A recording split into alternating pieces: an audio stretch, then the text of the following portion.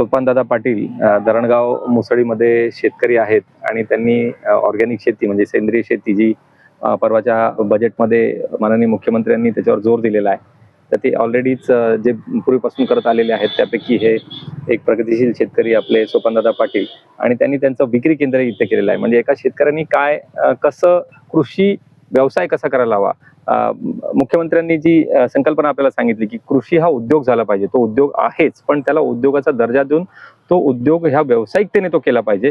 त्या व्यावसायिकतेने असे काही शेतकरी करत असतात, त्यातले सोपानदादा पाटील एक आहेत. आता परवा अर्थसंकल्प झाला आणि त्याच्यात मुख्यमंत्र्यांनी नैसर्गिक शेतीवर जोर दिला आणि त्यांनी असा संकल्प केलेला आहे की 5 लाख एकरापर्यंतचा नैसर्गिक शेती आपल्याला महाराष्ट्रामध्ये निर्माण करायची आहे. तुम्ही एक नैसर्गिक शेती करता, माझा तुमचा परिचय जुना, मी तुमच्या शेतात येत जात असतो. मी थोडं मला या तुमच्या स्वतःच्या अनुभवासंदर्भात काहीतरी सांग. माझा स्वतःचा अनुभव सांगतो दादा. सेंद्रिय शेतीपासून जे आपल्याला आरोग्यासाठी जी चांगली वस्तू आहे त्याचा एक फायदा महत्वाचा सर्वात आधी तो आहे त्याचा.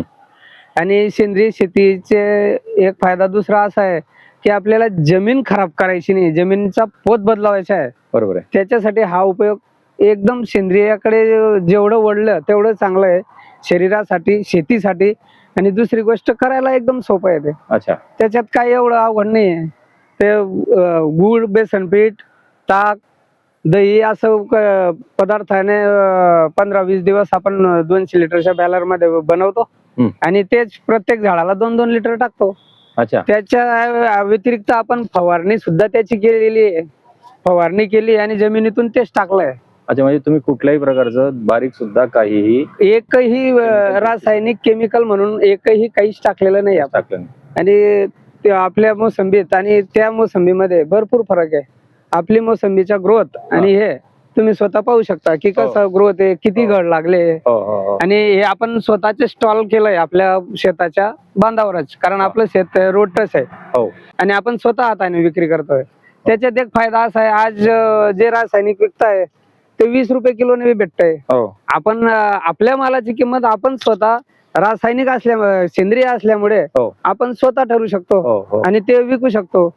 ते ज्याला कळतं की सेंद्रिय आणि रासायनिक काय आहे हे त्यालाच कळेल की याच्यात आणि त्याच्यात काय फरक आहे. शरीरासाठी किंवा आरोग्यासाठी काय योग्य राहील हे ज्याला कळेल तो सेंद्रियकडेच वळेल. बरोबर. दादा, हे तुम्ही म्हटलं की गुळ टाकायचा, तुम्ही ते दाखवलं पण मला, पण नक्की म्हणजे हे तुम्ही दर 15 दिवसाला कसं करता, म्हणजे कसं काय मिश्रण करता? अच्छा. की 4 किलो गुळ, 4 किलो बेसन पीठ, ताक आणि गाईचं गोमतीर. अरे बरे. 2-4 किलो गाईचं, पण गावरानी गाई पाहिजे. गावरानी गाईचं शेणखत. अच्छा. हे 15-20 दिवस मुरूग दिलं टाकीमध्ये. सकाळी बॅलर मध्ये सकाळी किती करता तुम्ही? 200 बॅरल. आपल्या 550 झाड एकूण झाडांची संख्या आहे, तर 3 बॅलर करतो आपण. 3 बॅरल. 100ला 200 लिटरचे बॅलर. अच्छा. आणि ते 15-20 दिवस झाले, आपल्या सवडीनुसार टाकायचं. ते आपल्याला जर वेळ असला त्या दिवशी टाकायचं, नंतर अर्ध राहिलं ते दुसऱ्या दिवशी टाकायचं. अच्छा. परत तीच प्रक्रिया चालू ठेवायची.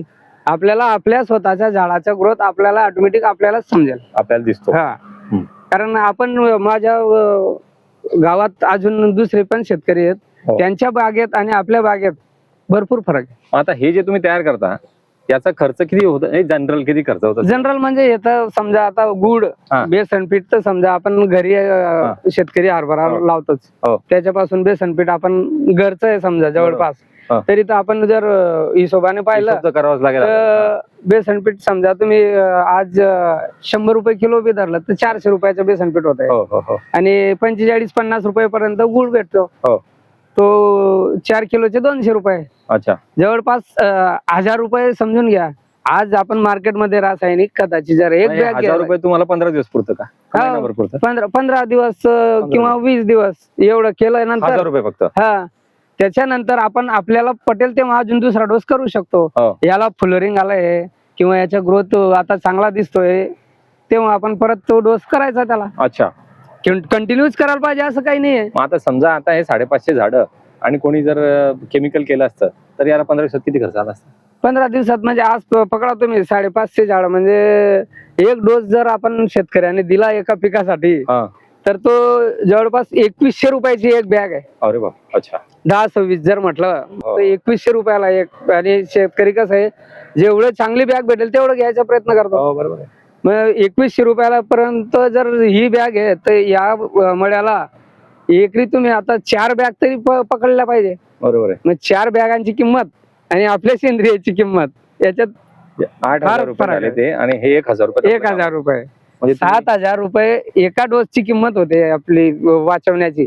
महिन्याचं 2 डोसच्या प्रमाणे 14,000 रुपये, हो, 15,000 रुपये वाचले. महिन्यामध्ये समजा आपण जेव्हा पीक येतं तेव्हा हा. आपण तो डोस करतो. बरोबर आहे. एक तर पावसाळ्याच्या आधी, एक तर फ्लोरिंग लागण्याच्या आधी. पण मग आता हे जर झालं, जरा तुम्ही ते खाली दिलं, त्याला खत दिलं, पण मग त्याला रोग येईल, ते त्याचं काय करायचं? रोगाला पण हेच याच्यानेच पंप भरायचा आणि हेच फवारणी करतो आपण. अच्छा. हा, आणि आता कारण त्याच्यात गुळ असल्यामुळे ही जी मधुमक्खी हा. आहे ती लवकर फळांवर बसते. ओके. फळांचं लवकर फुलाचं फळामध्ये लवकर रूपांतर होतं. अच्छा. तो एक जास्त फायदा आपला त्याच्यात. हा, नैसर्गिक हा, पद्धती. कारण आपण जे कालवतो त्याच्यात गुळ आहे आणि मधुमक्खीला गुळ जास्त प्यारा आहे. गुळाजवळ लवकर येते ती. अच्छा. आता तुमचं किती दिवस तुम्ही हा प्रयोग करताय सगळा?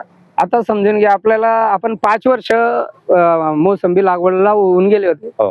त्याच्यानंतर आपण एकही वर्ष मोसंबी घेतली नाही बाग. आपल्याला तिचं लाईफ वाढवायचं होतं. बरोबर.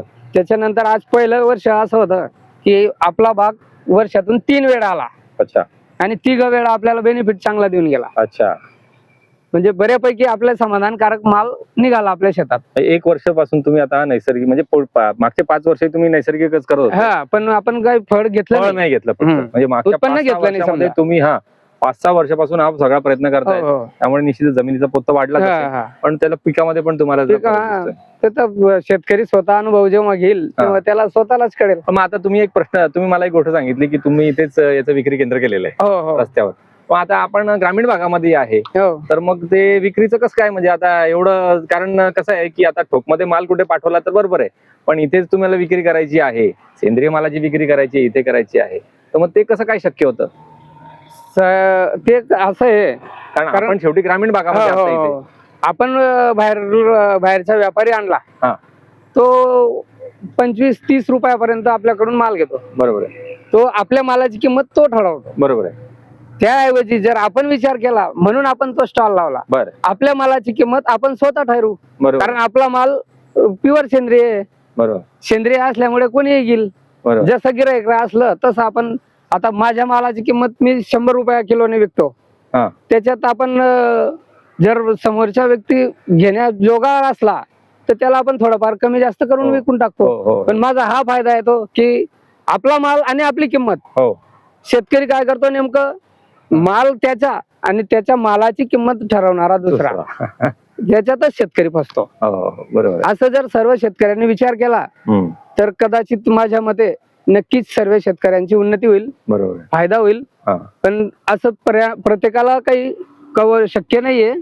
पण करायला पाहिजे. ज्याच्याने होत आहे त्याने करणं काही विशेष नाही. काही ना काही प्रमाणात स्वतःचा माल स्वतः विकला पाहिजे आणि तो मार्केट पर्यंत आपल्या मालावर म्हणजे दुसरा किंमत करून तो मजा मारतोय, त्याच्यापेक्षा आपण थोडं मेहनत घेतली तर आपण स्वतः सुद्धा करू शकतो. मेहनत आपण घेतोच, फक्त थोडा वेगळा विचार केला.